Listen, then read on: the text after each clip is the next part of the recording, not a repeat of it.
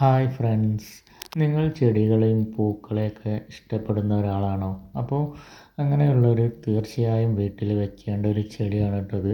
കാരണം എന്താ വെച്ചാൽ എപ്പോഴും പൂവിട്ട് കൊണ്ടിരിക്കുന്ന ഒരു ചെടിയാണിത്.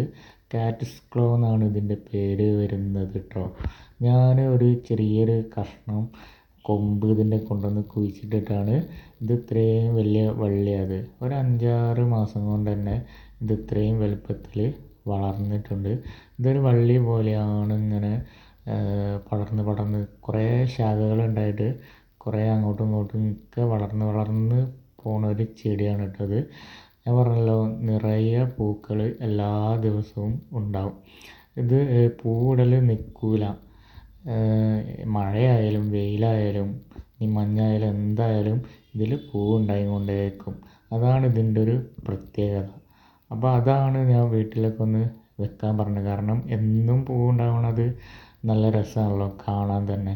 പിന്നെ ഇതിന് ഒരു പ്രത്യേകത എന്താ വെച്ചാൽ ഇതിപ്പോൾ ഞങ്ങൾ ഒന്നും വെറുതെ അവിടെ നിലത്തിട്ട് ഒരു വടി കെട്ടി കൊടുത്തിട്ടാണ് ഇത് പടർത്തിയത് കേട്ടോ.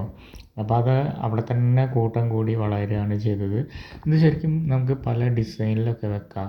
ഒരു ആർച്ച് പോലെ കമ്പി കൊണ്ടൊക്കെ കെട്ടിയിട്ടാൽ മേലേക്ക് ആർച്ച് പോലെ കമ്പി കൊണ്ടോ ഇനി വടി കൊണ്ടോ ഒക്കെ കെട്ടിയിട്ട് അതിലേക്ക് ഇത് പടർത്തിയാൽ നല്ല രസമുണ്ടാവും. ആർച്ച് പോലെ ഇങ്ങനെ വള്ളി പോലെ പടർന്നിട്ട് നിൽക്കും. അപ്പം അങ്ങനെയൊക്കെ വളർത്താൻ പറ്റിയൊരു ചെടിയാണ്. പിന്നെ എപ്പോഴും പൂക്കളുള്ളതുകൊണ്ട് നല്ല രസമാണ്. കണ്ടോ, ഇത് മഞ്ഞ പൂവാണ് ഇതിന് വരുന്നത്. നല്ല രസമുണ്ട്. ഇതിൻ്റെ തന്നെ വേറൊരു പ്ലാന്റും ഉണ്ട് കേട്ടോ.